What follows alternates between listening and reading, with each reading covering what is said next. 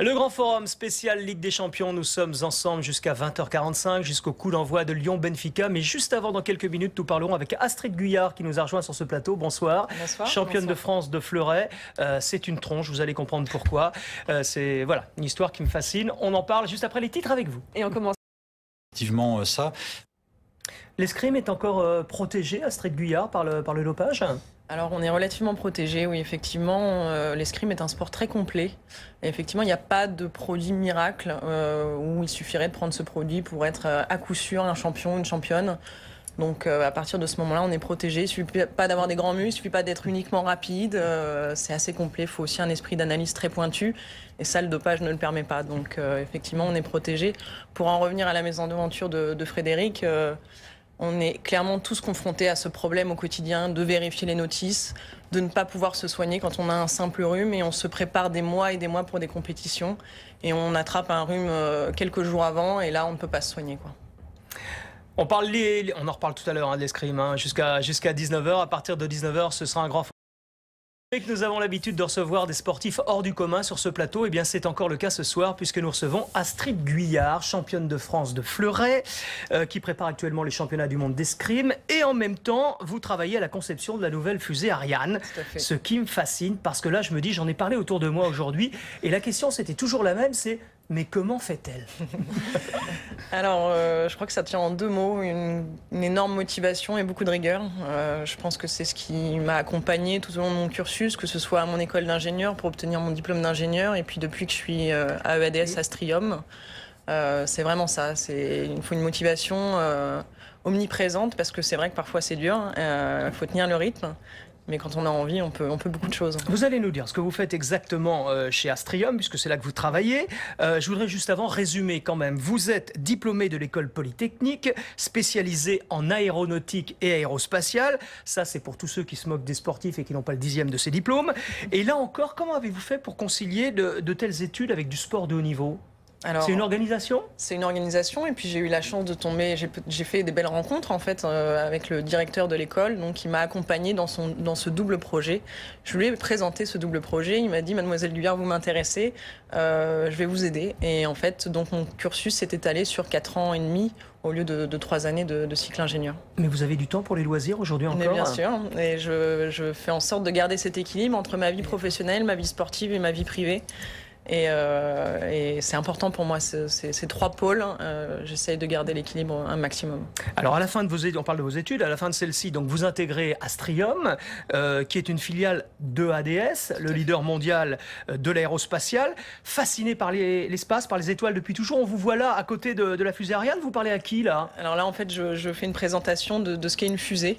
Donc je vulgarise ce qu'est un lanceur en fait en détaillant les différents étages que compose le lanceur Ariane 5, qui est donc le lanceur européen.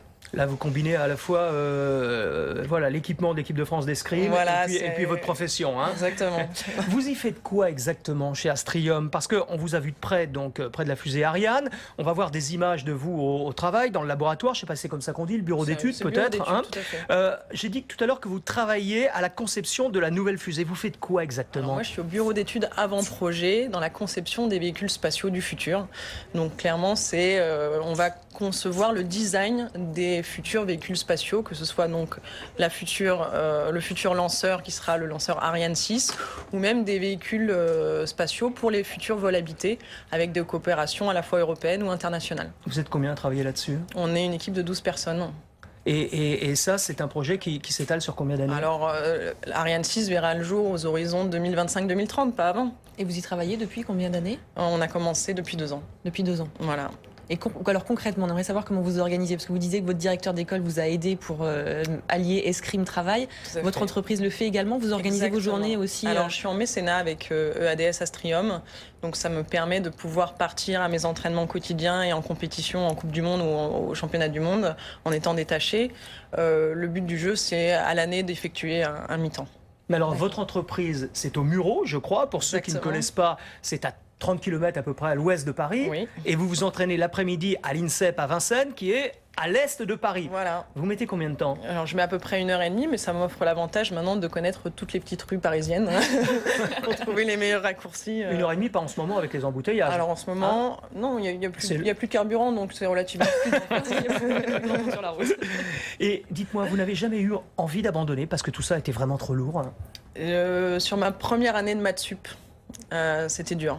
Je me suis posé des questions et je me suis posé la question suivante, c'est est-ce que dans 10 ans, si tu arrêtes maintenant, tu seras en accord? Et la réponse était non, donc j'ai mis bouchée double et je ne le regrette pas aujourd'hui. Bon, on continue d'en parler. Et on parle des championnats du monde d'escrime également qui vont débuter début novembre à Paris, juste avant le rappel des titres de l'actualité avec Tony Robic. Nous parlons escrime avec Astrid Guyard, la championne de France de fleuret, qui travaille également à la conception de la future fusée Ariane. On a beaucoup parlé de votre travail jusqu'à maintenant. On va parler escrime parce que vous êtes en train de préparer les championnats du monde. Comment vous êtes venu à l'escrime? C'est dans les gènes familiales? Parce que on va rappeler quand même que votre frère Brice est un grand champion lui aussi. Vous avez 27 ans, il en a 29. Il est double champion olympique de fleuret en individuel et par équipe. Triple champion du monde par équipe. C'est lui qui vous y a amené quand il était petit? Exactement, c'est lui qui m'a amené uniquement parce que ma mère... On le voit là, tiens, votre frère, voilà, Brice. Mon frère, oui. Ma mère l'a amené en fait à l'escrime et puis moi j'étais avec elle. Et puis donc j'ai traîné dès l'âge de 3 ans dans une salle d'armes. Et puis à force de toucher un peu à tout, toucher au fleuret, m'intéresser, le maître d'armes de l'époque, Gérard Rousseau, donc m'a dit essaye toi aussi. Et donc à 5 ans, j'ai commencé l'escrime. Ça c'était dans l'ouest de Paris également? Tout à fait, au Vésinet.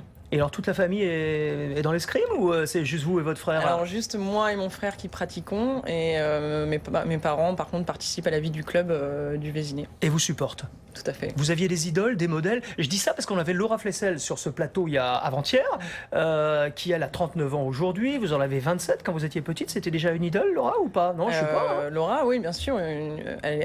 La première fois que j'ai regardé les Jeux Olympiques avec de l'escrime à la télé, elle est championne olympique en finale contre Valérie Barlois. Donc clairement, ça donne envie, ça donne des émotions. Je me souviens, j'avais la chair de poule. Et là aujourd'hui, vous êtes à ses côtés pour les championnats du monde qui se préparent. Alors je regarde votre palmarès, Astrid, double championne de France de fleuret, donc l'an passé et cette année, double médaillée de bronze par équipe au championnat d'Europe, médaillée de bronze par équipe au championnat du monde, je ne dis pas de bêtises.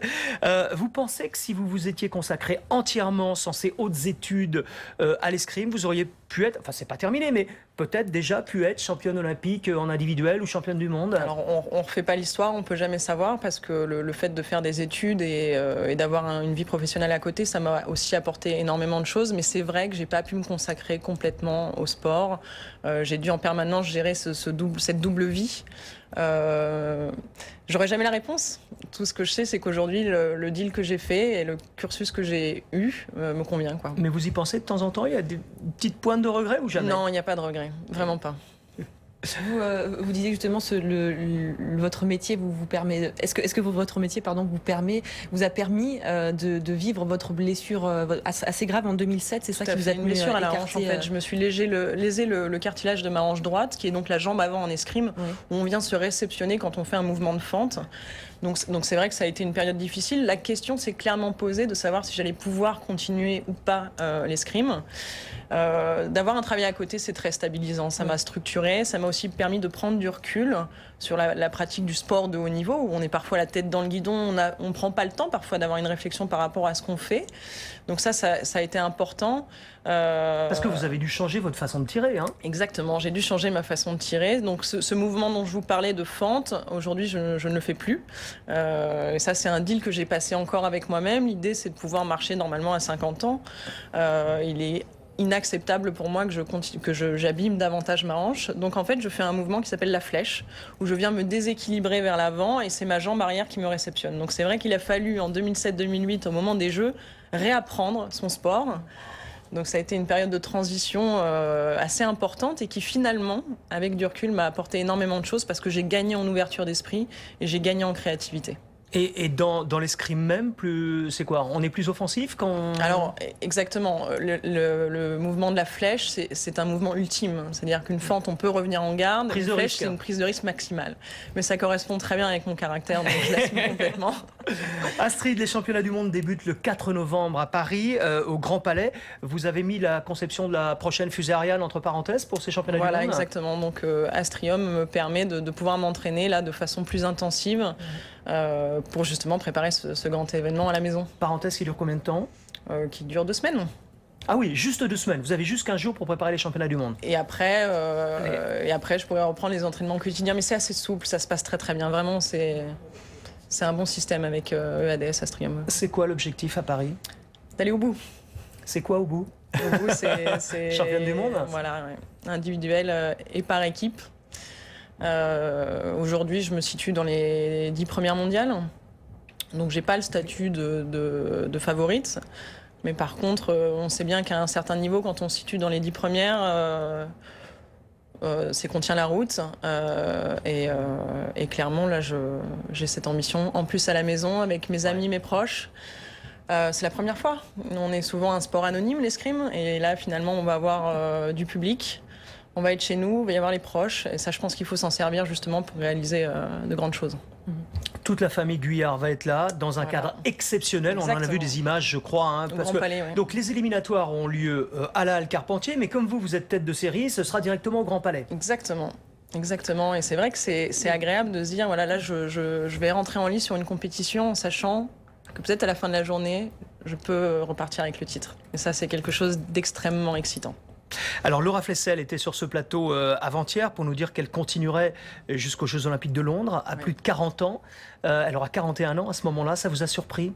Non, ça me surprend pas. C'est à partir du moment où un sportif est encore performant et qu'il a la santé, je pense qu'il faut continuer. Le sport, c'est aussi une question d'épanouissement. Si Laura s'épanouit, il faut qu'elle continue autant que son corps le permet, quoi. Et elle a parlé beaucoup aussi de l'importance de la maturité dans l'escrime. Tout à fait. Ouais, l'escrime, c'est un sport d'opposition, donc il faut tenir compte d'un adversaire qui va nous poser en permanence en fait une problématique. Il va falloir y répondre. Et c'est vrai qu'avec de l'expérience, on devient peut-être plus roublard et on a des petits tricks, comme on dit, et effectivement, ça va permettre de contrer son adversaire. Donc, on ne va plus être sur des notions d'explosivité, de vitesse, et donc des notions qui sont plus physiques. On va être sur de l'analyse et aller contrecarrer les fautes adverses. C'est ce qui vous plaît? Moi, j'aime bien la combinaison des deux. Ouais. Je retrouve l'analyse que je retrouve dans mes fusées et puis la dépense énergétique dont j'ai besoin. À 40 ans, vous ferez encore de l'escrime ou vous serez dans la conception de la fusée Ariane Ah ben non, 2025, hein, ça correspondra à peu près. Hein. Alors je ne sais pas si ma hanche me permettra d'aller aussi loin en durée que Laura Flessel.